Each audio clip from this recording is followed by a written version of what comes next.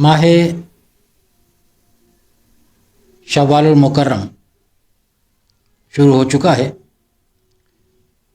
اور آپ سب جانتے ہیں کہ اس ماہ مبارک میں حضرت سیدنا امام ربانی محبوب سبحانی مجدد منور رفتانی حضرت شیخ فاروقی سرہندی رضی اللہ تعالی عنہ کا یوم پیدائش ہے۔ چاند کی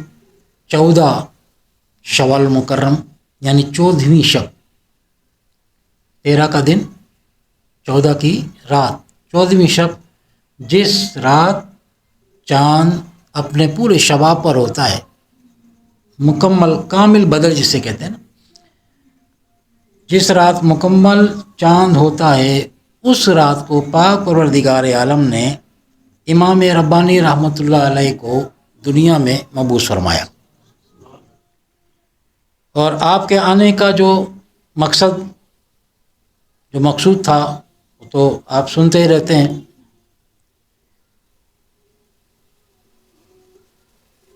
کہ دین اسلام کی تبلیغ و اشاعت، اور خاص کر ایسے وقت میں آپ کا آنا کہ جب دین اسلام کا چراغ بظاہر وہ ٹمٹما رہا تھا، جسے کہتے ہیں نا جب چراغ اپنے آخری حد پہ پہنچ جاتا ہے تو کبھی اس کی لو نیچے جاتی ہے، کبھی اوپر آتی ہے،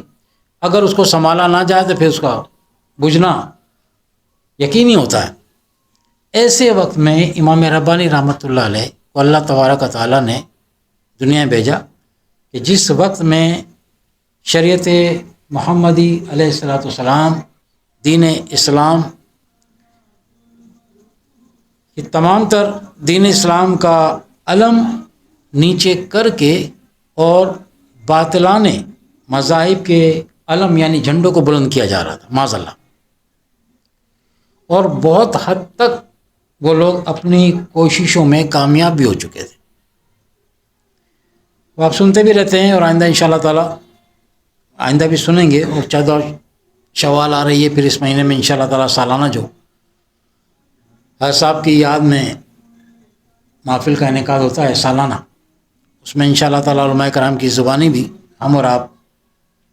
سننے کی سعادت حاصل کریں گے۔ وہ جو آپ کی ورکنگ تھی نا، جس کام کے لیے اللہ تعالیٰ نے آپ کو مبعوث فرمایا، بھیجا، آپ نے اپنا وہ کام آپ نے جاتے ہوئے کلوز نہیں کیا، کیونکہ آپ کا ہر کام سنت رسول اللہ صلی اللہ علیہ وسلم کے عین مطابق تھا۔ جس طرح حضور علیہ السلام نے دنیا سے رخصت ہونے سے پہلے ظاہری طور پہ آپ نے دین اسلام کی تبلیغ و اشاعت کا جو کام ہے وہ اپنی امت کو سونپ دیا، اپنے جانشینوں کے حوالے کیا، اپنے خلفاء کے حوالے کیا۔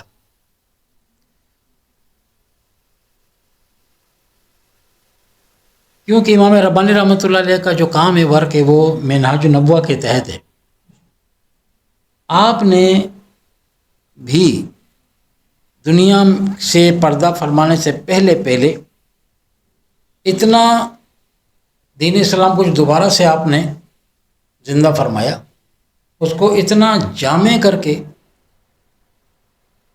کے اور اس میں جتنی دیگر چیزوں کی آمیزش ہو چکی تھی، اور لوگ اس غلط آمیزش کو ہی دین سمجھتے تھے، اسلام سمجھتے تھے، آپ نے بڑی عرق ریزی کے ساتھ، یعنی بڑی شدید محنت کے ساتھ تکالیف اٹھا کے، مصائب اٹھا کے، آپ نے ایک ایک کر کے وہ جتنی بھی وہ غیر ضروری، غیر اسلامی کہنا چاہیے، غیر اسلامی عقائد و نظریات اسلام میں داخل ہو چکے تھے، آپ نے اپنی جان کے اوپر تکلیفیں برداشت کر کے وہ ایک ایک کر کے سب نکال کے پھینک دیے، اور آنے والے وقت کے لیے لوگوں کو بالکل پھر وہی دین اسلام جو آقا علیہ السلام کے دور مبارک میں تھا، جو حضور علیہ السلام نے پیش کیا تھا، آپ نے اس کی واضح شکل نکال کے وہ سامنے دنیا کے سامنے رکھ دی کہ اسلام یہ ہے۔ اور پھر اب اس کو اب آپ کی جو ورکنگ تھی، آپ کا جو کام تھا اللہ نے آپ سے لیا، اب اس کی حفاظت بھی درکار تھی. حفاظت سے مراد اب اس کو آگے بھی تو لے کے چلنا ہے. وہ کام آپ نے پھر جو اپنا باطنی تصرف فرمایا، ظاہری علوم کے ساتھ ساتھ جو باطنی تصرف آپ نے فرمایا، تو آپ نے پھر اپنے خلفاء کے ذریعے ظاہری اور باطنی علوم دونوں کا ان کو جامع بنا کے اور دنیا بھر میں ان کو پھیلا دیا. اسی لیے یہ بات سورج کی طرح روشن ہے کہ پوری دنیا کے اندر جس طرح امام اعظم ابو حنیفہ رحمۃ اللہ علیہ کہ فقہ کو ماننے والے اس کے مقلد زیادہ ہیں، فالوور زیادہ ہیں، اسی طرح سلسلہ عالیہ نقشبندیہ مجددیہ کے فالوور زیادہ ہیں. آپ نے اس کو بڑا احسن طریقے سے، اور دین اسلام دین فطرت ہے، اور انسانوں کا ایک مزاج ہوتا ہے نا، جیسے مختلف مزاج کے لوگ ہوتے ہیں، لیکن انسانی فطرت کیا ہے کہ وہ آسانی کو قبول کرتا ہے. انسانی فطرت کیا ہے کہ ہم آسانی چاہتے ہیں. آقا علیہ السلام کی بھی سنت ہے. آپ کے سامنے کوئی دو کام ایسے آتے تھے، ایک مشکل ترین ہوتا تھا، ایک آسان ہوتا تھا، تو آپ علیہ السلام خواہ اس مشکل کام کو اختیار نہیں فرماتے، بلکہ آپشن موجود ہے نا، کہ آپشن موجود ہے، یہ کام کر کے بھی وہ نتائج حاصل کیے جا سکتے ہیں. یعنی سفر پہ جانا ہے، ایک آدمی کہہ رہا ہے کہ میرا ذوق شوق ہے پیدل جاؤں گا، منزل ایک ہی ہے، اور ایک سواری بھی موجود ہے، اور سواری اختیار نہیں کرتا بلکہ اس کا اپنا ذوق ہے کہ میں پیدل چلنے میں تکلیف ہے، منزل وہی. تو آپ علیہ السلام فرمایا کہ جب سواری موجود ہے پھر تم پیدل کیوں جا رہے ہو؟ یہ اپنے ذوق شوق کی بات ہے، اور وہ سواری نعمت ہے. اس اللہ نے تمہیں آسائش دی ہے، سہولت دی ہے، تو اس کا استعمال کرو. اس میں کیا ہے کہ اس سواری کے ذریعے آپ کا وقت بچے گا، آپ اس اسنا میں اور بہت سارے کام نمٹا سکتے ہیں. چہ جائے گا کہ آپ جب پیدل چلیں گے تو آپ کے پاس وقت نہیں ہوگا اور آپ نہیں کر سکیں گے. تو فطرت ہے، دین فطرت اور انسانی فطرت آسانی چاہتی ہے. ہم بھی، ہر آدمی سمجھتا ہے اس بات کو نا. تو امام ربانی رحمۃ اللہ علیہ نے جس قدر دین کو دیگر غیر ضروری باتیں ڈال کے مشکل کر دیا گیا تھا،